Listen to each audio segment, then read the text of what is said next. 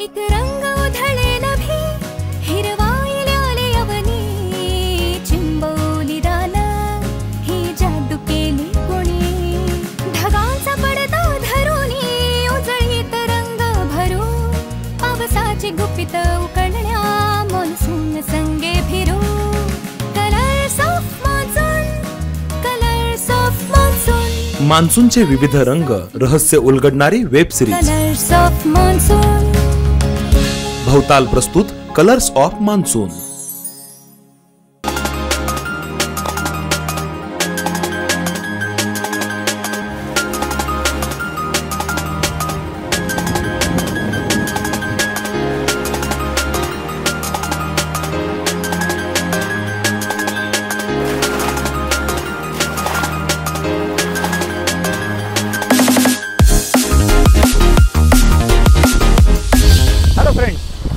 भवतालच्या colours of monsoon या सिरीजमध्ये आपलं स्वागत। मी अभिजित घोरपडे।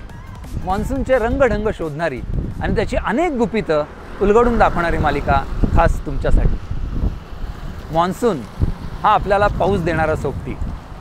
मान्सूनमुळे सृष्टी कशी बहरते याचा अनुभव आपण दर पावसाळ्यात घेतो। पण याच मान्सूनचं एक वैशिष्ट्य म्हणजे तो निर्माण करत असलेली विषमता।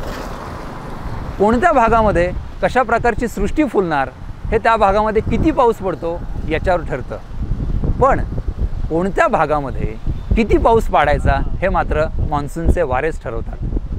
म्हणून तर संपूर्ण देश असेल, एखादं राज्य असेल किंवा एखादा छोटासा जिल्हा, त्याच्यामध्ये सुद्धा आपल्याला खूप मोठ्या प्रमाणात विषमता पाहायला मिळते। का आणि कशी, चला समजून घेऊया।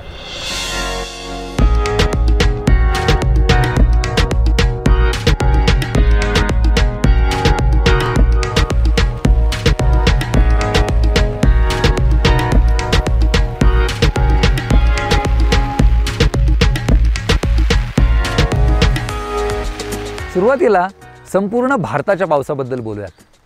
भारताच्या पावसामध्ये इतकी विषमता पाहायला मिळते की त्याची कल्पनाच करता येणार नाही। एकीकडं ईशान्य भारतात जगातला सर्वाधिक पाऊस पडतो, तर दुसरीकडं राजस्थानमध्ये थरच्या वाळवंटात काही अशी गावं आहेत की तिथं 2-2, 3-3 वर्ष पावसाचं दर्शनच घडत नाही।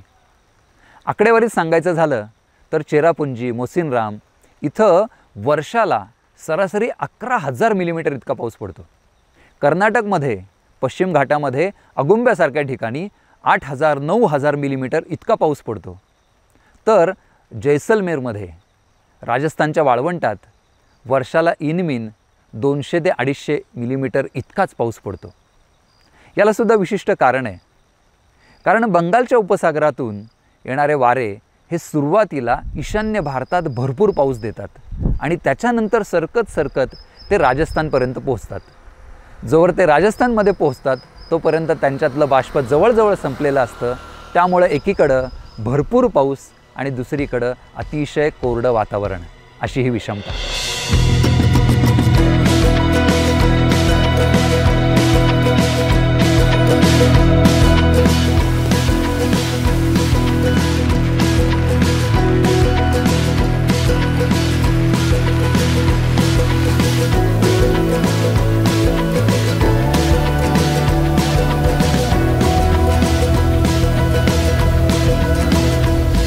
आता महाराष्ट्राचं उदाहरण घेऊयात। महाराष्ट्रामध्ये एकीकडे कोकण आणि सह्याद्रीचे घाटमाथे आणि दुसरीकडे पर्जन्यछायेचा प्रदेश। या ठिकाणी पडणाऱ्या पावसाचं प्रमाण पाहिलं तर आपण एकाच राज्यात आहोत का असा प्रश्न पडेल। कारण कोकणात वर्षाला सरासरी 3,000 मिलीमीटर इतका पाऊस पडतो, तर घाटमाथ्यांवर 5,000 ते 6,000 मिलीमीटर इतका पाऊस कोसळतो। आणि दुसरीकडे पर्जन्यछायेच्या प्रदेशात इनमीन 500 मिलीमीटर इतकाच पाऊस पडतो आणि तो सुद्धा दरवर्षी पडेलच याची खात्री देता येत नाही।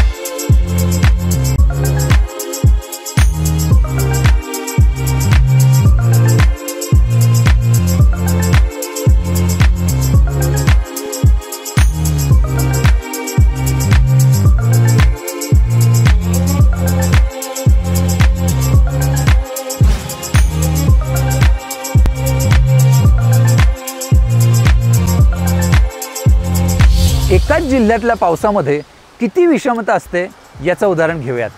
जिल्हा आहे सातारा. महाबळेश्वर हे या जिल्ह्यातलं प्रसिद्ध ठिकाण.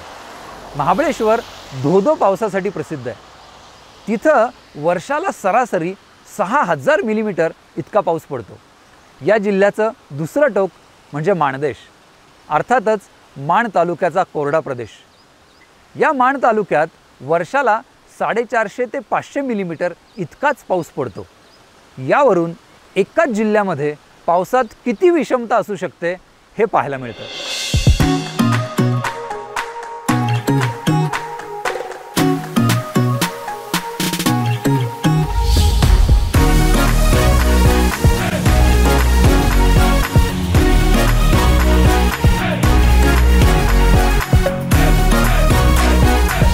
अशी ही मान्सूनच्या पावसातली विषमता.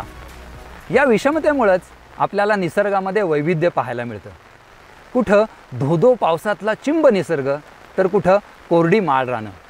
आणि त्यानुसारच वेगवेगळे पशुपक्षी, शेती आणि उद्योगांमध्ये विविधता पाहायला मिळते. या सगळ्यांच्या मुळाशी असते ती पावसातली विषमता. त्यामुळं या विषमतेला विषमता मानायचं का विविधता, हा झाला ज्याचा त्याचा पाहण्याचा दृष्टिकोन.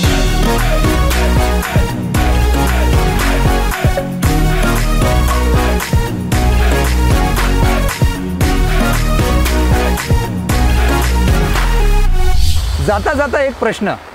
भारतात एकाच दिवसात म्हणजे 24 तासात सर्वाधिक पाऊस कोणत्या ठिकाणी पडलाय आणि तो किती होता?